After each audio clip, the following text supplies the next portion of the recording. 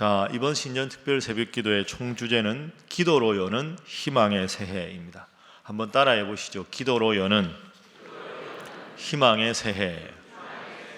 그럼 주제가 뭐겠습니까? 기도입니다. 기도. 그 무엇보다 하나님 앞에 기도하는 것이 우리에게 가장 필요하다 해서 이번 한 주간은 기도에 대해서 말씀을 나누겠습니다. 여러분 5페이지 보시면 머리 입말 초대의 글이 있습니다. 그 왼쪽에 4페이지 보시면 오늘 읽은 시편 57편 7절 8절 주제 선구입니다. 하나님이여 내 마음이 확정되었고 내 마음이 확정되었사오니 내가 노래하고 내가 찬송하리이다. 내 영광아 깰지어다. 비파야 수금아 깰지어다. 내가 새벽을 깨우리로다 하는 말씀입니다. 오른쪽에 초대의 글은 여러분 각자 읽어보시면 되겠습니다. 자, 7페이지 보겠습니다. 오늘 말씀 제목입니다. 한번 따라 하시죠. 내가 새벽에 기도하리라. 오늘 이 주제의 방점은 새벽에 있습니다. 새벽. 제가 신년 특별 새벽 기도의 첫날 새벽에 기도하리라 이걸 말씀 준비한 의도가 있지 않겠습니까?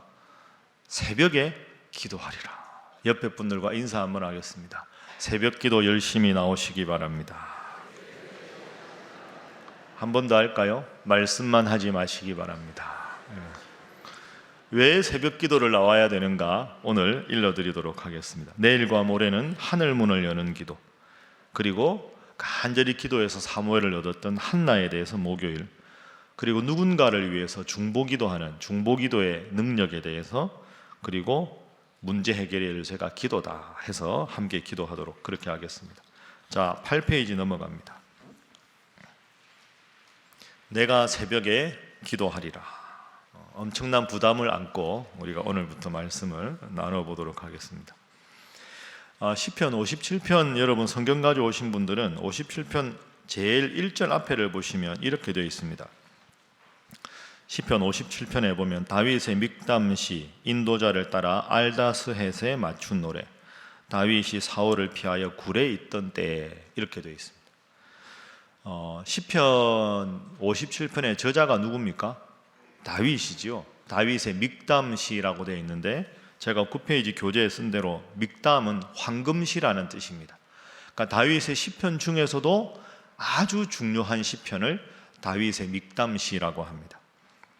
인도자를 따라 알다스헷에 맞춘 노래. 알다스헷은 우리말로 하면 장단입니다. 장단. 새마치, 굿거리, 자진몰이 이런 장단처럼 알다스헷이라고 하는 장단에 맞추어서 다윗이 부른 노래 이런 뜻입니다. 그럼 알다스헷이 무슨 뜻이냐?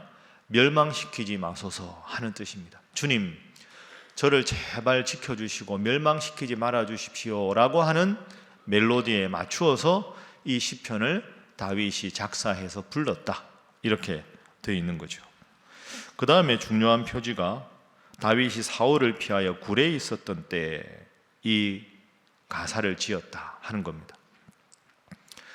다윗이 사울을 피하여 굴에 있던 때, 그래서 이 배경을 이해하는 것이 시편 57편에 아주 중요합니다. 여러분, 다윗이 왜 굴에 갔습니까? 다윗이 굴에 간 이유가 있습니다.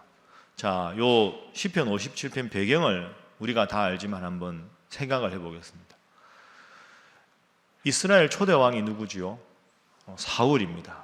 사울이 초기에는 하나님을 잘 믿은 왕이었는데 점점 하나님을 떠나서 타락을 하게 됩니다. 그래서 그 악신이 사울에게 들어가게 되죠. 그러니까 점점 나라가 번성하다가 기울게 됩니다. 그러는 과정에서 이스라엘 바로 옆에 가장 이스라엘을 괴롭히는 블레셋이 이 이스라엘에 전쟁을 걸어오죠. 그때 블레셋의 아주 대단한 장군이 누굽니까? 골리앗입니다. 근데 골리앗이 이스라엘과 전쟁을 벌이는데 워낙에 거구고 힘이 장사고 워낙 용맹한 장군이라 이스라엘이 벌벌 떠는 겁니다. 도저히 골리앗을 이길 수가 없습니다. 그 상황에서 다윗은 아직 어려서 전쟁터에 나갈 상황이 아니었는데 형들이 전쟁터에 잘 있는지 아버지가 한번 가보라 그래서 먹을 걸 좀 챙겨서 형들, 전쟁에 와 있는 형들 위문하러 갔다가 골리앗이 저쪽 반대편에서 그렇게 이스라엘 백성들을 저주하고 악담을 퍼붓는데도 아무도 나가서 전쟁할 수 없는 상황을 보고 다윗이 나갑니다. 물맷돌을 가지고 나가서 내가 하나님의 이름으로 당신을 무찌르겠다 하고는 골리앗을 무찌릅니다. 골리앗을 죽이게 되죠.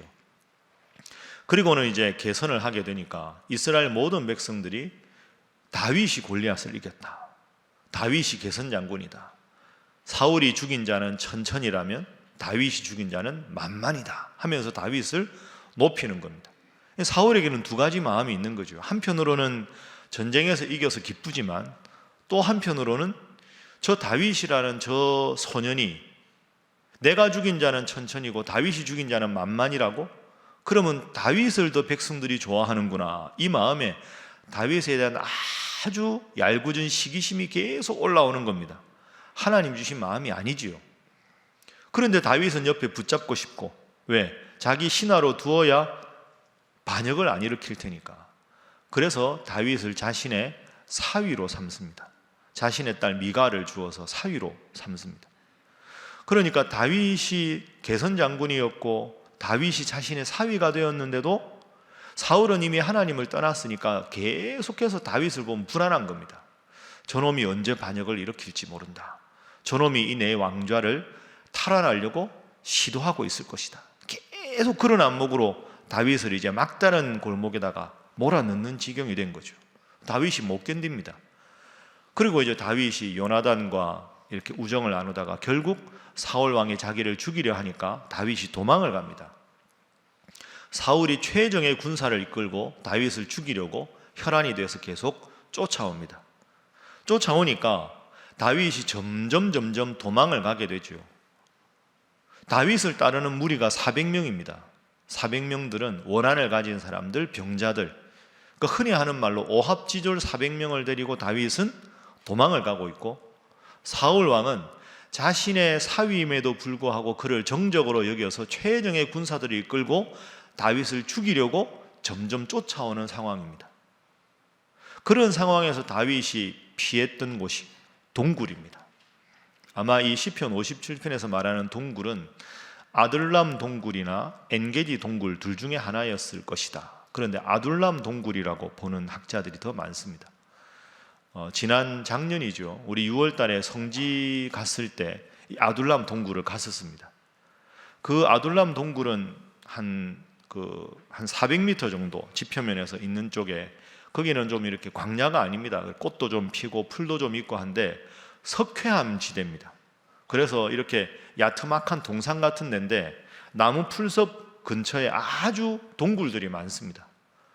이 다윗이 숨었다고 추정되는 아둘람 동굴은, 동굴에 들어가면 동굴이 있고 안쪽에 또 동굴이 있기 때문에 한 600~700명 정도는 기거할 수 있는 상당히 큰 동굴입니다. 그 동굴에 지금 400명과 함께 다윗이 숨어 있는 거죠. 그런데 만약에 사울이 와서 그 동굴을 발견하고 만약에 다윗을 공격하면 다윗은 꼼짝없이 죽을 수밖에 없습니다. 동굴은 막다른 골목이 없잖아요. 입구밖에 없으니까 입구를 막으면 다윗은 죽을 수밖에 없는 상황. 이 상황에서 쓴 시편이 오늘 57편입니다. 자, 여러분이 다윗이라면 어떤 느낌이 드실까요? 이 기가 막힌 일 아닙니까? 장인어른이 자기를 죽이려고 하는 겁니다. 다윗이 잘못한 게 있습니까? 아무것도 잘못한 게 없습니다. 블레셋이 이스라엘을 공격하니까 골리앗을 죽인 게 무슨 죄입니까? 그리고 사울이 자신의 딸을 자신에게 준 겁니다. 소위 말해서 내가 왕의 부마가 되면 출세가 보장되겠다 하고는 미갈에게 접근한 게 아니라, 사울 왕이 저놈 가만히 두면 반역 일으킬지 모르니까 내가 저 다윗을 반역 일으키지 않기 위해서는 내 사위로 삼아야 되겠다 하고 먼저 미갈을 줍니다. 그럼 결과적으로 다윗은 아무것도 잘못한 게 없는데 지금 목숨 걸고 도망가 있는 상황입니다. 동굴 앞에서 들이닥치기만 하면 죽을 수밖에 없는 상황. 인간적으로 보면 정말 억울하고 정말 섭섭하고 정말 답답하고 죽을 지경인 거죠. 하나님, 어떻게 이러실 수가 있습니까? 제가 하나님의 이름으로 골리앗을 무찌른 게 무슨 죄악입니까? 하나님, 사울 왕이 어찌 저럴 수가 있습니까? 내가 당신을 위해서 한 일이 얼만데 어찌 저를 위해 이럴 수 있습니까? 하나님, 어떻게 이럴 수 있습니까? 나를 따르는 무리들은 저 오합지졸 같은 400명밖에 없는데 최정의 군대가 나를 지금 무찌르려고 죽이려고 나를 급습하려고 준비하고 있습니다. 왜 내 인생은 이렇습니까? 제가 뭘 잘못했습니까? 왜 내가 이런 대우를 받아야 합니까? 인간적으로 생각하면 모든 것이 불만투성이고 섭섭한 것 투성이고 도저히 기도가 안 나오는 그런 상황입니다. 그런데 정말 다윗이지요. 이런 상황에서 다윗이 무엇이라고 고백합니까? 자, 죽음을 앞둔 불안한 때 다윗이 기도합니다. 여러분, 오늘 7절 8절 말씀이 요절입니다. 화면 보시죠. 자, 우리 함께 한번 읽어봅니다. 시작. 하나님이여, 내 마음이 확정되었고 내 마음이 확정되었사오니 내가 노래하고 내가 찬송하리이다. 내 영광아 깰지어다. 비파야 수금아 깰지어다. 내가 새벽을 깨우리로다. 아멘. 자, 여러분 대단하죠? 어떻게 저런 고백을 할 수 있을까요? 기도가 나올 수 있는 상황이 아닙니다. 제가 지금까지 배경 설명을 드렸는데 과연 다윗입니다. 다윗이 뭐라고 하느냐? 제가 설교 준비하면서 제일 은혜 받은 단어가 세 단어가 있습니다. 첫 번째 단어는 한번 따라해봐요. 확정. 대단하지 않습니까? 모든 게 불만투성인데 400명을 봐도 불만투성이, 사울을 생각해도 불만투성이, 모든 게 섭섭한 불만투성인데 다윗은 그걸 보지 않습니다. 환경을 보지 않습니다. 하나님이여, 내 마음이 확정되었습니다. 하나님만 바라보겠습니다 하고 확정이 된 겁니다. 상황을 바라보면 도저히 기도가 안 나오는 상황인데 하나님만 바라보고 내 마음을 확정하겠습니다. 과연 다윗이지요. 여러분도 오늘 이 다윗을 본받으십시오. 사방이 막혔다는 느낌이 들 때, 인간적으로 생각하면 참 섭섭하고 답답한 느낌이 들 때 상황을 바라보고 시험 들지 마시고, 상황을 바라보고 원망하지 마시고, 하나님, 내 마음이 환경을 넘어 역사하시는 하나님 당신만 바라보고 하나님께 확정되었습니다. 이 고백을 통해서 하나님만 바라보시는 여러분 모두가 되시기를 주님 이름으로 축복합니다. 옆에 분들과 인사 한번 하겠습니다. 마음을 하나님께만 확정하시기 바랍니다. 한 번 더 할까요? 잘하실 줄 믿습니다. 그 다음에 7절 후반부에 이렇게 말하지요. 하나님이여, 내 마음이 확정되었사오니 내가 노래하고 내가 찬송하리이다. 따라합니다. 내가 노래하고 내가 찬송하리이다. 노래와 찬송의 대상이 누굴까요? 하나님께 노래하고 하나님께 찬송하겠습니다. 여러분, 노래가 나올 상황이 아닙니다. 상황이 아이고 내 팔자야 뭐 이런 노래는 모르겠지만 이게 아닌데 하나님을 향해서 노래하고 찬송하리로다. 이걸 원문으로 보면 노래와 찬송이 단어가 다릅니다. 하나님이여, 내가 하나님께 향해서 내 마음을 확정했습니다. 내가 노래하고 내가 찬송하리이다. 앞에 노래는 반주 없이 내 목소리로 하나님을 노래합니다. 내 목소리로 하나님을 찬송합니다. 이런 뜻이고요. 뒤에는 찬송하리로다 하는 것은 여러 악기의 반주에 맞추어서 하나님을 노래하겠다, 이런 뜻입니다. 그러니까 내 목소리로도 하나님을 노래하고 모든 반주에 맞추어서도 하나님을 찬송하겠습니다. 그런 상황이 아니지만 다윗은 이 어려운 상황에서 하나님께 찬송했습니다. 자, 그리고 8절 보십시오. 비파야 수금아 깰지어다. 내가 새벽을 깨우리로다. 따라합니다. 비파야 수금아 깰지어다. 내가 새벽을 깨우리로다. 이 시를 어떤 상황에서 썼을까요? 제가 가만히 이제 말씀 준비하면서 작년에 그 아둘람 동굴 가서 저희들이 손잡고 기도했었거든요. 그 사진을 다시 보면서 다윗이 어떤 마음으로 기도했을까? 제 생각에는 이제 지친 마음으로 아둘람 굴에 숨었을 거 아닙니까? 그러니까 막 죽음의 턱 밑에서 쫓기다가 동굴에 들어갔으니까 보초 한 2명 세워놓고 정신없이 다들 피곤해서 골아 떨어졌을 거 아닙니까? 다윗이 잠이 오겠습니까? 야, 기가 막힌 상황에서 어떻게 해야 되나? 이렇게 저렇게 뒤척이다가 이제 한밤중 넘어서 겨우 잠이 들었겠죠. 그 잠이 들었다가 또 잠에서 깰 거 아닙니까? 잠이 오겠습니까? 잠이 탁 깨서 눈을 탁 떠보니까 그 깜깜한 동굴 속에, 석회암 동굴 속에 저쪽에서 새벽의 여명을 따라 한 줄기 빛이 탁 들어오는 겁니다. 그 깜깜한 동굴에. 그 깜깜한 동굴에 새벽에 그 햇볕이 여명에 탁 비칠 때,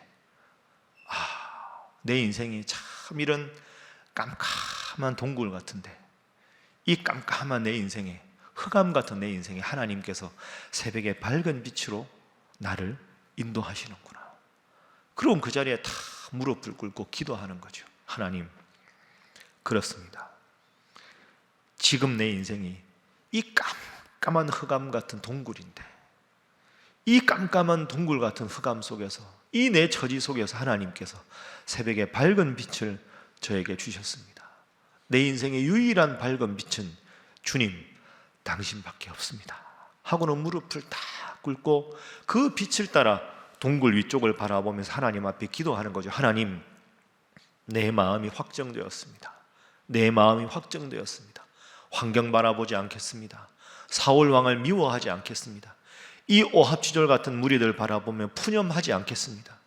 이 새벽의 한 줄기 밝은 여명으로 나의 인생에 함께 하시는 하나님, 당신만 바라보겠습니다. 내가 노래하겠습니다.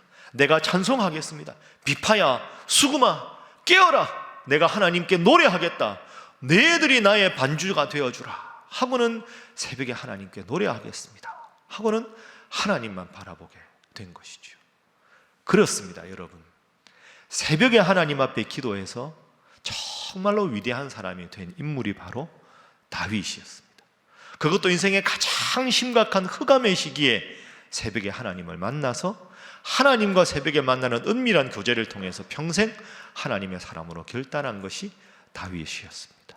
이 다윗처럼 여러분도 새벽에 골방을 만드시고 하나님 앞에 간절히 기도해서 환경을 뛰어넘어 역사하시는 하나님, 밝은 빛으로 여러분의 인생에 다가오시는 하나님, 그 하나님 만나고 기도함으로 인생의 형통함과 은혜를 체험하시는 여러분 모두가 되시기를 주님 이름으로 축복합니다. 다시 한번 인사하겠습니다. 하나님만 바라보시기 바랍니다. 한 번 더 할까요? 잘하실 줄 믿습니다. 자, 이제 큰 2번 보겠습니다. 그래서 다윗이 다시 일어섭니다. 그런데 여러분 시편 보면 새벽에 다윗이 기도한, 그래서 은혜를 받은 장면이 여러 군데 나옵니다. 제가 한번 조사를 해봤는데요. 시편 5편 3절, 여호와여 주께서 나의 기도를 소리를 들으시리니 아침에 내가 주께 기도하고 바라리이다. 화면에 나옵니다. 46편 5절, 새벽에 하나님이 도우시리로다. 88편 13절, 여호와여 오직 내가 주께 부르짖었사오니 아침에 나의 기도가 주의 앞에 이르리이다. 119편 147, 8절, 내가 날이 밝기 전에 부르짖으며 주의 말씀을 바라싸우며 주의 말씀을 조용히 읊조리려고 내가 새벽녘에 눈을 떴나이다. 따라합니다. 내가 새벽녘에 눈을 떴나이다. 눈 떠서 뭐 했을까요? 기도했죠. 새벽녘에. 그러니까 다윗의 인생을 가만히 보면 새벽에 일어나서 하나님 앞에 기도해서 하루를 시작하고 인생을 계획한 사람입니다. 그러니 하나님께서 다윗을 사랑하지 않을 수가 있겠습니까? 가장 바쁜, 가장 힘든 일이 있어도 새벽에 일어나서 어김없이 기도했던 인물이 다윗입니다. 그래서 하나님께서 다윗에게 위대한 축복의 말씀 주십니다. 사도행전 13장 22절에 다윗을 이렇게 평가하고 있습니다. 자, 우리 다 함께 화면 보면서 읽어봅니다. 시작. 패하시고 다윗을 내가 이새의 아들 다윗을 만나니 내 마음에 맞는 사람이라 내 뜻을 다 이루리라 하시더니 아멘. 뒷부분이 참 멋있지 않습니까? 화면 보시고요. 저를 따라해 보시죠. 내 마음에 맞는 사람이라 내 뜻을 다 이루리라. 하나님이 다윗을 딱 보고는 참 내 마음에 딱 맞다 다윗은. 여러분 이 말 들으면 인생은 그냥 끝난 것 아닙니까? 하나님이 보시고 내 마음에 쏙 든다 다윗은. 다윗이 내 뜻을 다 이루어준다. 이렇게까지 칭찬을 하십니다. 내 마음에 꼭 드는 사람이다. 여러분 하나님께서 여러분을 보시고도 내 마음에 꼭 드는 사람이다. 이 칭찬 받으실 수 있기를 주님 이름으로 축복합니다. 이 칭찬만 얻으면 인생이 얼마나 행복할까요? 어떻게 다윗이 그 칭찬을 얻었을까? 바로 읽었던 시편 말씀들 때문입니다. 아무리 힘들고 어려워도 새벽마다 일어나서 하나님 앞에 기도했기 때문에 하나님의 뜻을 구했으니 하나님께서 내 마음에 쏙 드는 사람이다. 자, 이제 마지막으로 새벽에 어떤 역사가 있었는가 3번 보겠습니다. 새벽에 일어난 하나님의 역사. 아브라함이 조카 롯을 구해달라고 천사의 허리춤을 붙들고 애원했던 때가 새벽입니다.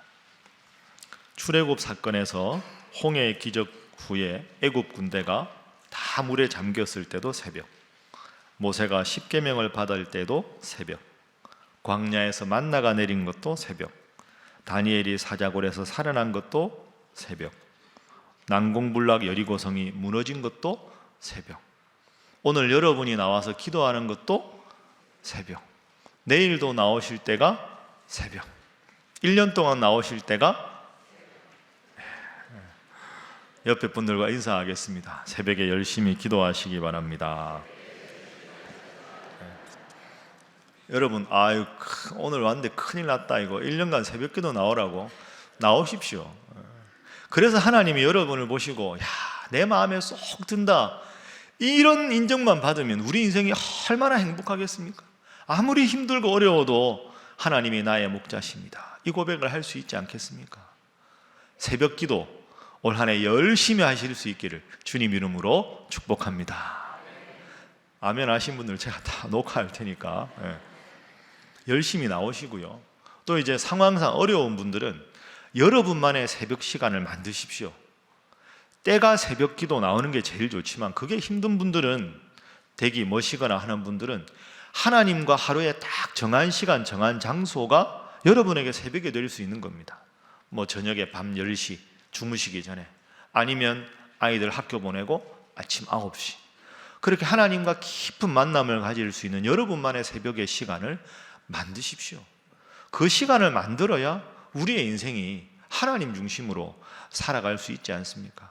흔히들 하는 말로 인생이 광야와 같다 이런 말 많이 하죠. 제가 설교할 때 말씀드렸습니다. 인생이 광야와 같다. 광야는 히브리어로 미드바르입니다. 미드바르. 미드바르라는 말은 미와 다바르가 붙은 말인데요, 하나님의 말씀으로부터 이런 뜻입니다. 여러분, 이게 아주 의미가 있는 거죠. 인생의 광야는 삭막하고 힘들잖아요. 그런데 인생의 광야야말로 하나님으로부터 오는 음성을 들을 수 있는 가장 중요한 시기입니다. 다윗이 지금 인생의 가장 심각한 광야를 지나고 있는데 새벽 여명을 따라 오시는 하나님의 음성을 듣고는 내 마음을 주님께 확정했다. 이것 때문에 가장 칠흑 같은 어둠에서 하나님 만나서 인생의 격변을, 그리고 인생의 축복을 받은 게 다윗입니다. 한번 따라해 보시죠. 인생 광야, 말씀 오아시스. 제가 설교 제목으로 썼습니다. 우리 인생은 광야와 같습니다. 그러나 하나님으로부터는 음성을 들을 때, 하나님 기도에서 하나님의 위로를 얻을 때 우리의 인생은 오아시스가 될 수 있다. 인생 광야, 말씀 오아시스. 인생 광야, 기도 오아시스. 자, 이제 저를 보시죠. 여러분, 신년 새벽 기도의 첫날입니다. 오신 여러분들 참 훌륭하십니다. 보석 같은 분들입니다. 하나님이 얼마나 기뻐하시겠습니까? 새벽에 하나님 앞에, 새벽을 정해서 하나님 앞에 기도하는 게 부담이 아니라 하나님께서 왜 이 말씀을 나에게 주시는가? 내가 어떻게 살아가기를 원하시는가? 하나님께서 오늘 나에게 주신 특별한 이 말씀의 의미가 무엇인가? 깊이 기도하셔서 힘들고 어려운 인생길에서 하나님께 기도함으로 인생 광야에서 말씀 오아시스를 만나시고 기도 오아시스를 체험하셔서 기도함으로 인생의 모든 문제를 해결받는 사랑하는 신일의 모든 성도 되시기를 주님 이름으로 축복합니다. 옆에 분들과 인사하겠습니다. 내일 새벽에 뵙겠습니다. 잘하셨습니다. 함께 기도하겠습니다. 하나님, 힘들고 어려운 광야 같은 세상에 믿음으로 살게 하여 주옵소서. 다윗처럼 기도하며 살게 하여 주옵소서. 주님, 매일 주님 앞에 시간을 정하고 장소를 정하고 기도하는 인생 되게 하셔서 광야 같은 인생에서 하나님 때문에 승리하는 그 인생 되게 하여 주옵소서.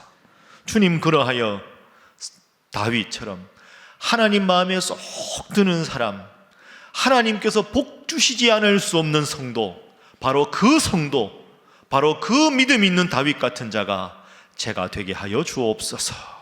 다 함께 주신 말씀 생각하며 간절히 통성으로 기도하신 후에 각자 기도하고 돌아가도록 하겠습니다. 다 함께 기도합니다. 주여 믿습니다. 주여 믿습니다. 주여 믿습니다.